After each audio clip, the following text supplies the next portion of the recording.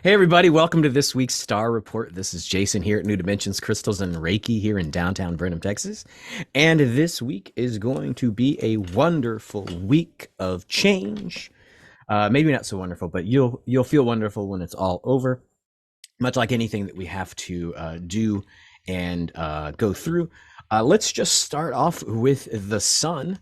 The sun this week is quiet. It should be quiet for probably the next couple of months. There should be, flaring here and there, but there is no Earth facing currently large sunspots, which cause the coronal mass ejections that are facing towards us. What we have this week is a coronal hole, which is the dark spot when you look at the sun, obviously through instrumentation and not with your eyes, that is pointing towards the earth. And so that usually brings a coronal hole stream, which is plasma, which is coming out of the sun, which increases the pressure here on the planet. And that'll feel a little bit like overwhelmed, a little bit of pressure, of anxiety sometimes. But what it's mainly does is it causes seismic activity on the planet, which is earthquakes.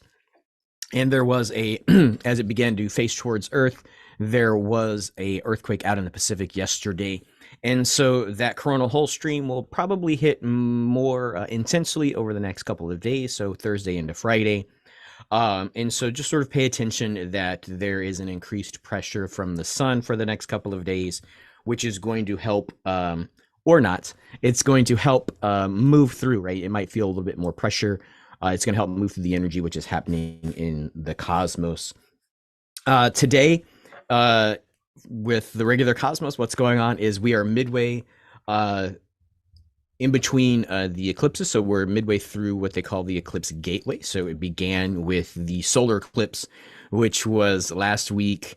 It was a partial solar eclipse. And so that opened a 2-week period. And so we're in the middle of that, moving towards a lunar eclipse. And so what's affecting us today in the cosmos is really the Mars retrograde with that eclipse energy, right? So we're feeling this pressure from the coronal hole, but we're also feeling this pressure like there's something that is happening, right? Which is likened to we want to be a part of something, or we want to be ready when something's about to start. And so there's this anxiety that there's something that's about to happen, and we want to sort of jump the gun. We want to get in on that. We don't want to miss the boat.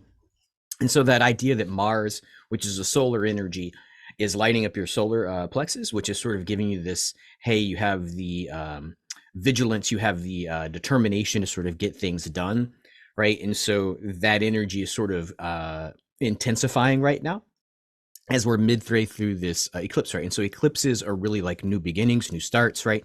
So we had that solar eclipse, right? So new start into the solar plexus, right? New ways to sort of build and construct our reality are available to us. And so that moves us into Thursday, which sort of gives us a master day, right? So 11/3/2022 is, 1/1 plus 3 plus 2 plus 2 plus 2 gets us to 11. And so that master day really sort of gives us that energy that we are in control of our own reality. And that all of these eclipses, all of these solar instances of things that are going on, the seasonal stuff, these retrogrades are in control, or giving us control, or giving us the ability to control our outcomes, right? And so this master day really in the middle of the eclipse season, right? So the eclipse season sort of functions up everything that happened since May. And so we know May had, we had about 7 retrograde planets, right? And we're down, I think, 5. And so that retrograde stuff was really deep inner soul work, right? And so this is all starting to become exterior work. We're moving forward with this. And so all this spiritual work that we've been doing on ourselves since May is really coming home to roost, because we are moving into this lunar eclipse, which is in Taurus, right? And so Taurus is about manifesting into reality our spiritual ideals. And so we've really done all this spiritual work on ourselves over the last 6 months, and it's coming home to like, what are we going to do with it? How do we make that a reality? How do we make this newness actually function? And so that also comes against, you know, any kind of social change, right? So whatever geopolitical stuff is going on, what other things that are going on in the media, the social media, of about, you know, what's coming and what to do about it. We've got that sort of building where we have two things, right? We've done all the inner work with these retrogrades about who we are and what we need, and we are tempted to not claim our sovereignty through this master day energy of what will I create with that. Instead, we're sort of sometimes looking outside to what are the group think telling us to create because of that, right? And so those might not be the exact same things, and you might not be creating the exact same things as popular people on social media, right? So sort of use that Thursday energy to sort of grab a hold of your own consciousness and go, what do I want to create with this energy that I've been working on as a soul for the last 6 months? Which leads you into Friday. Friday is the peak of the Tauran meteor shower, right? And so obviously Taurids are in Taurus. And so the idea that these aha moments, these epiphanies, these instances of the meteorites sort of flashing into our atmosphere, or flashing past where we can see and view, is giving us this clearing, right? This clearing right before we get into the full moon eclipse, lunar eclipse. And so Friday, sort of pay attention, go out, look at the sky. You know, it's the end of the week, but it's also this moment that it doesn't take a whole lot of energy to just all of a sudden erupt with light, right? So don't worry about getting a start, because as soon as you ignite, then you're going to light up like these meteors are lighting up, right? They only light up when they make contact with their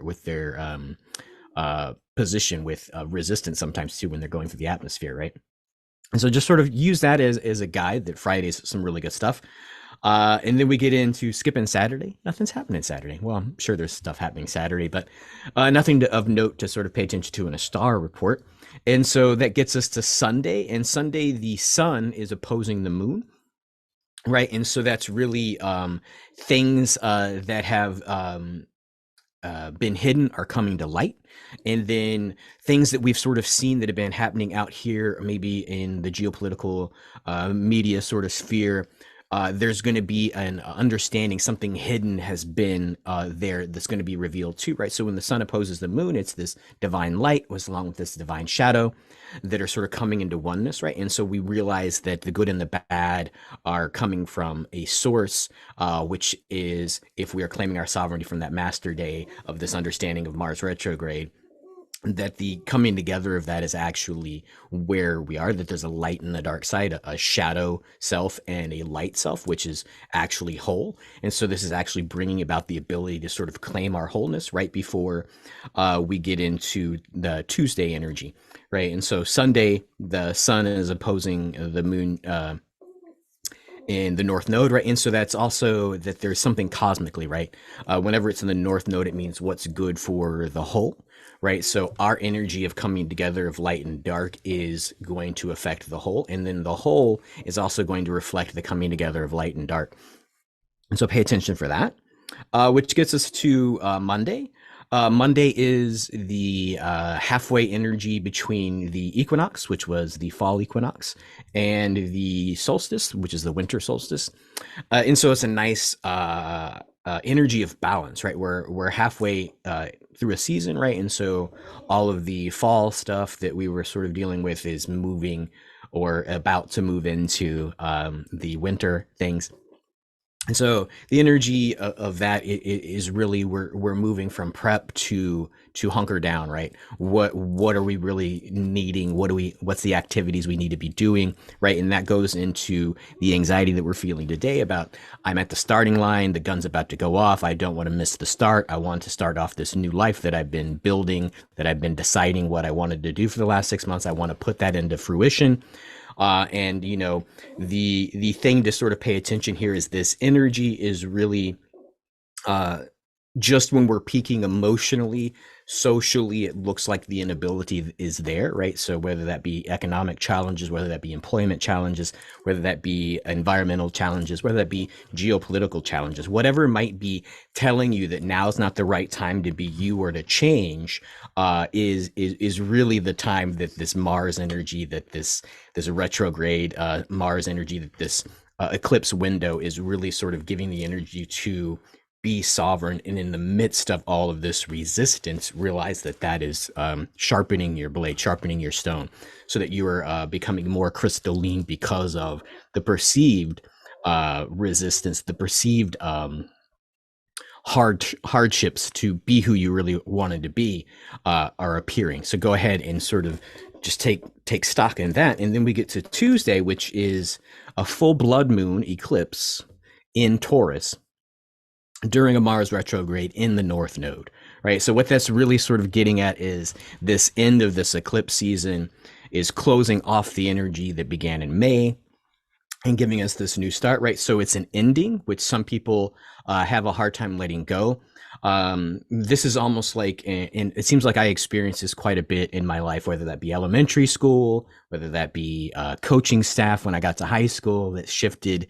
Um, it's there's a way of doing things which you become comfortable with, and all of a sudden there's a new way, and you don't know, you're very comfortable, you've mastered the old way. And so what we're being challenged to do with this eclipse energy is let go of that old way and then create a new way ourselves, and create a new way that we can sort of emanate outwards from ourselves.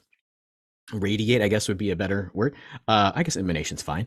Radiate out from ourselves, that can sort of inform the collective, right? The more that we choose ourselves, the more that we choose our sovereignty, the better the collective feels, right? Because if we're all connected energetically, then when we have a positive charge that sort of lightnings out into the cosmos, then that's a good for the rest of the world, right? And so it's an ending, but it's only an ending to make way for a new beginning, right? And so that new beginning is sort of up to you, but there's energy in the cosmos which is telling us that that new beginning is new culturally, new physically, new metaphysically, new astrologically, right? It's just, what do we want it to do, and then how do we ceremoniously let go of the old without collapse of society in general or collapse of our own life, right?